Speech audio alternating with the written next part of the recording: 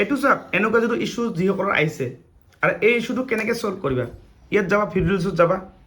ঠিক আছে গৈ কিনে চাওক এইটো ইছ্যু লাগিছে এইটো ডেঞ্জাৰাছ অৰ্গেনাইজেশ্যন এণ্ড ইণ্ডিভিজুৱেলছ এইটো আছে না এইটো আপুনি ক্লিক কৰিব এনেকৈ চাওক ক্লিক কৰিব এনেকুৱা আহিব চাওক তেতিয়াহ'লে কেনেকৈ আপুনি এইটো ঠিক কৰিব এই তলত ৰিভিউ আছে ৰিভিউত আৰু এই প্ৰব্লেমটো আছে আমাৰ বাইদেউ আপুনি ক'ৰ পৰা আহিছে মই ধুবুৰী ডিষ্ট্ৰিক্টৰ পৰা আহিছোঁ হয়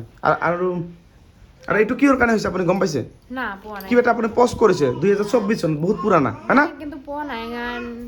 মই কিন্তু এইটো যদি আপুনি ঠিক নকৰাৰ পিছত প্ৰব্লেম আহিব এইটো এনেকুৱা যদি আৰু 2-3 বাৰ যদি আপুনি ভুল কাম কৰে আপোনাৰ প্ৰফাইলটো বেন হৈ যাব 2-3 বাৰ এইটো এবাৰ হৈছে আপোনাক অপশ্যন দিছে ৰিভিউ কৰিবৰ কাৰণে ঠিক আছে মানে নেক্সট টাইম এই ভুল কাম নকৰিব হা নকৰোঁ আৰু অ'কে গতিকে আপোনালোকৰ যিসকলৰ এনেকুৱা ধৰণৰ যিটো অপশ্যন আহিছে কেনেকৈ আপুনি ছল্ভ কৰিব এই ইছ্যুটো মানে মই আপোনাক দেখাই দিছোঁ এতিয়া চাওক আপুনি কি কৰিব এই ৰিভিউত যাব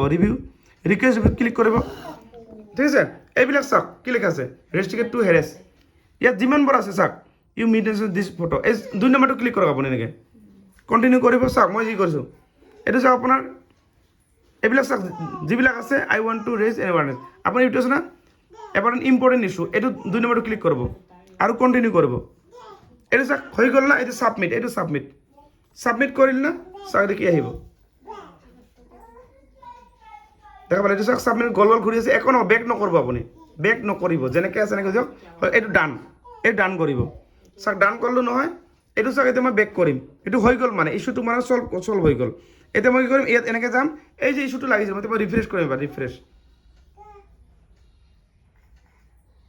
ৰিফ্ৰেছ কৰিম ইছ্যুটো লগে নাযায় কি অকণ বহুত পুৰণা ইছ্যু কিছুমান ইছ্যু মানে এনেকুৱা আহে যদি আপুনি লগে কৰে তো ইছ্যুটো নাইকিয়া হৈ যায় লগে গতিকে এই যিটো মই কৰিলোঁ মই যেনেকৈ কৰিলোঁ এনেকৈ কৰি আপোনালোকে সকলোৱে কৰিব যিসকলে এনেকুৱা টাইপৰ যদি ইছ্যু আহে যদি ৰিভিউ অপশ্যন আহে তেতিয়াহে কৰিব পাৰিব আৰু ৰিভিউ আহিব নোৱাৰিলে আপোনালোকে কৰিব নোৱাৰিবা আৰু এইটো এনেকুৱা ইছ্যু মানে অট'মেটিক আপোনাৰ ছল্ভ হৈ যাব 1 মাহ 6 মাহ 1 বছৰ